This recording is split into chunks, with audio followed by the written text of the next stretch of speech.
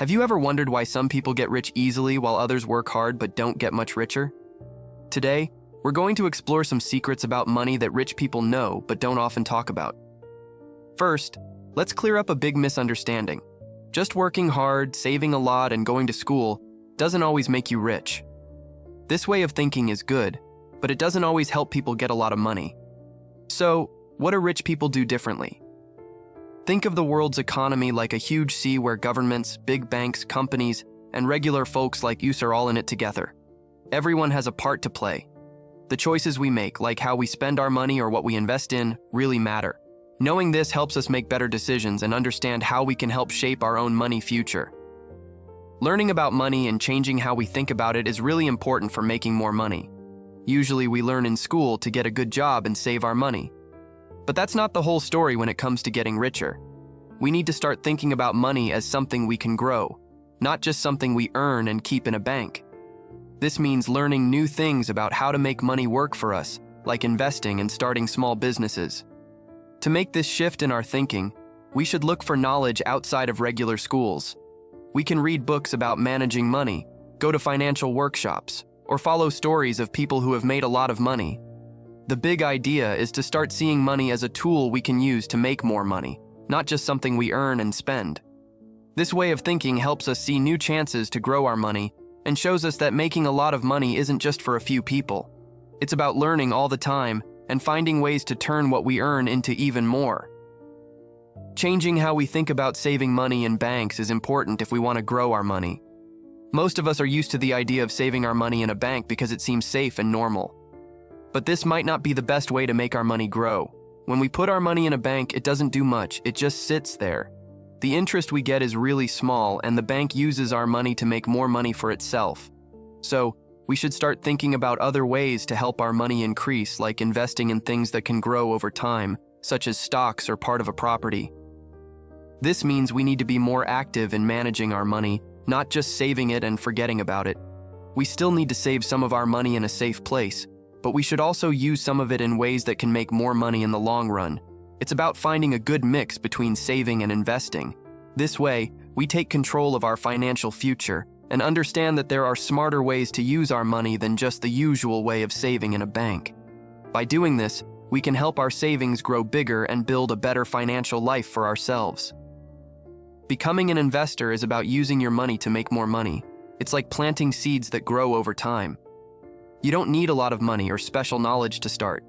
For example, you can buy small parts of companies called stocks or put money into property hoping its value goes up. The idea is to put your money in places where it can increase rather than just leaving it in a bank where it doesn't grow much.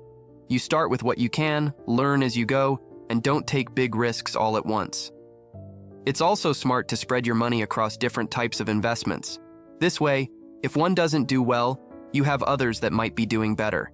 This is known as diversification, and it helps protect your money. Investing isn't about getting rich quickly. It's about growing your money steadily over time. The important thing is to start, even if it's small, and keep going.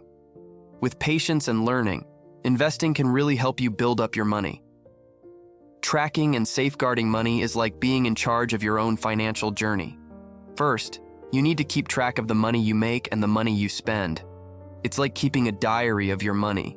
You can write down what you earn and what you buy or use an app to help you. This helps you see where your money goes, like if you're spending too much on things you don't need, or if you could save more. It's also useful for setting goals like saving for something special, or just having extra money for unexpected needs. Protecting your money is the next step. It means being careful about where you put your money.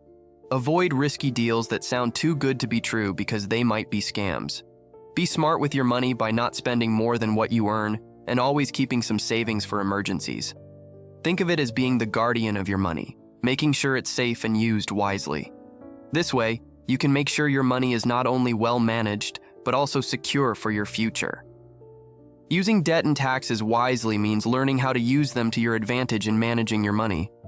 With debt, it's about seeing it not just as something bad, but as a tool that can help you if used right.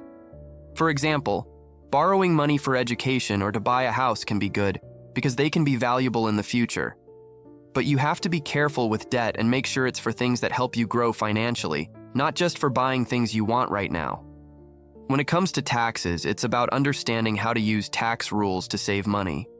There are ways to reduce how much tax you pay legally, like making certain investments that have tax benefits. This doesn't mean avoiding paying taxes, but rather making smart choices that lower how much tax you owe. Managing debt and taxes well means being smart and planning ahead. It's about making these two parts of finance work for you, helping you keep more of your money and use it in the best way. Building a good financial reputation is like showing you're trustworthy with money. It involves consistently paying bills on time and managing debts wisely. A strong financial reputation means banks and financial institutions are more likely to give you loans with better terms. Like a good personal reputation opens social and professional doors, a good financial reputation opens financial opportunities. Maintaining this reputation means regularly checking your credit score and using credit responsibly. Correct any errors on your credit report promptly. Using credit wisely, like paying off more than the minimum on your credit card, shows you're responsible. This approach helps not just with current finances, but also builds a solid base for your future financial health. Proactive problem solving in finance is about addressing money issues early on. Think of it as fixing a small issue before it becomes a big one. This means having an emergency fund for unexpected costs or diversifying your investments to minimize risk. Being proactive also involves staying updated with economic changes and adjusting your financial strategies as needed. It's about being in control of your finances, rather than just reacting to situations. This mindset applies to everyday financial decisions too. Regularly update your budget to match your current needs and goals. When making any financial decision, consider how it aligns with your long-term plans. This approach helps you better handle unexpected financial situations and take advantage of opportunities, making finance a field for continual learning and improvement. Understanding the cost of decisions in finance means realizing every money choice has its outcomes. It's like a game where each move can either help or hinder your financial future. For example, an impulsive purchase might feel good now but could cost you later. Investing in skills or a business might be expensive initially but can pay off over time. It's about balancing immediate pleasure against future benefits. This concept also includes knowing the risks and rewards of financial choices. When you invest, there's a risk of loss, but also a potential for gain. Like gardening, you invest effort and hope for growth, but success isn't guaranteed. However, informed decisions, just like good gardening knowledge, increase your chances of positive outcomes. Making choices with an understanding of their potential impact can lead to smarter financial decisions. Embracing delayed gratification in finance is about patience for bigger rewards later, rather than immediate spending. It's like saving up for a significant goal, such as a house, instead of making impulsive purchases now. This concept is crucial for long-term financial planning, helping you prioritize major goals over short-term desires, essential for wealth building. This mindset also benefits investing, favoring steady, long-term growth over quick, risky returns. It's similar to patiently nurturing a tree for future fruits, rather than seeking immediate gains. Practicing delayed gratification leads to better financial discipline, reduces impulsive spending, and supports wise investment choices, contributing to long-term financial stability and peace of mind. In conclusion, building wealth isn't just about hard work and saving. It's about understanding the broader economic landscape, rethinking traditional beliefs about money, investing wisely, and maintaining a strategic approach to financial decisions. With that said, thank you for watching, and until next time.